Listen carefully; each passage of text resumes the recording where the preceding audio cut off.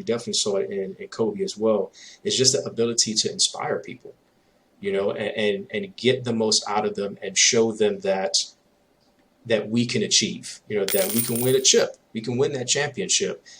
We can beat last quarter's goals. We can secure the funding for this new business, whatever, that it is that you're looking to achieve, and that, kind of that monumental goal that you have set for yourself, being able to inspire folks to do that and to want to put in the work and figuratively speaking, run through a wall with you and for you. It all comes down to how you speak to people and how you're able to inspire them to reach deep down inside of them, so that we can, as a team, reach to those higher levels of achievement. Absolutely. One of the things you said that really stuck out to me too is, the instincts. And I can't, it's not lost on me that for him to be so young, entering the NBA, right?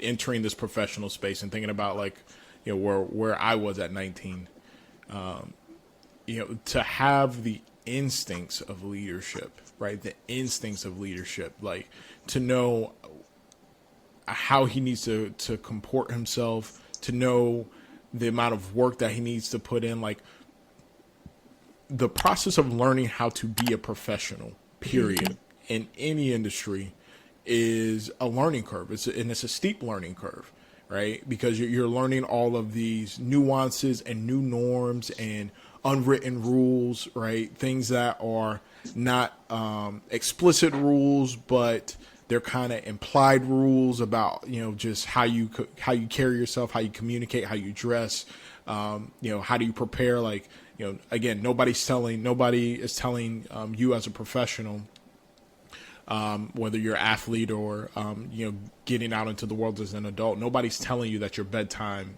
like you have a set bedtime, right? But you also understand that if you have obligations and commitments and people are counting on you, that you have to regulate yourself. Like you have to self-impose, bedtimes and making sure that you're getting meaningful rest and sleep and all of those things so that you can be the peak you.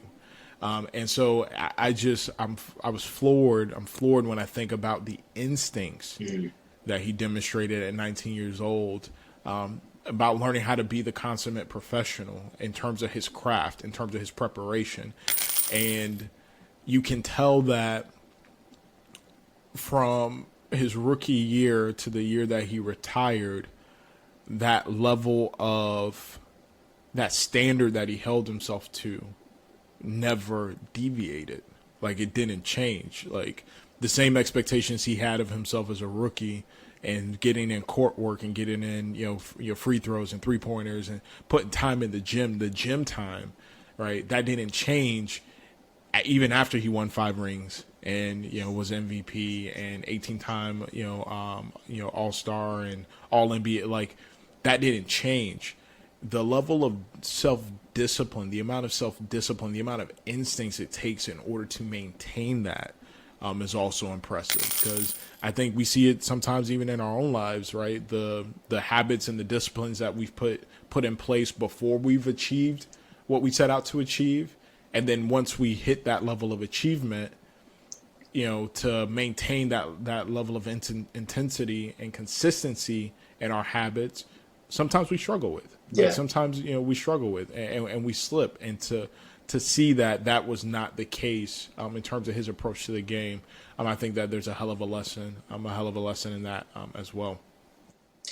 Yeah, that was, part of what you just said, talking about habits and routine is one of the things that we actually called out in the Productivity Secrets video series that I did. That's a part of our Focus for Success online course, our first online course that we have.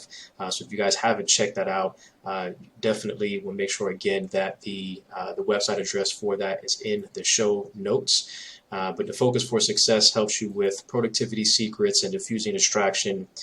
But again, those habits and how important it is to create that routine and sticking to that routine on a consistent basis, and how it allows you to perform so much better, not just for that day, but the residual impact that that has when you start to do that day in and day out for 1 month, 3 months, a year, now 2 years, 3 years, 4 years. And you may make adjustments along the way, definitely, but just keep into those habits. By the time you know it, when it comes to, especially if you're thinking about your craft and what you're trying to do and what you're passionate about, and focusing on it intently like that for that length of time, that's how you truly become a master at what you do.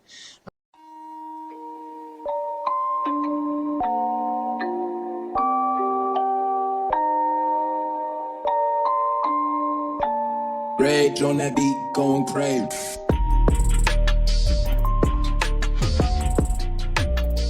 You have just listened to the Legacy and Leadership Podcast, hosted by Jimmy Gonzalez and Devon Watts. Thank you, and we hope that you live, lead, and leave a legacy worth remembering. Until next time.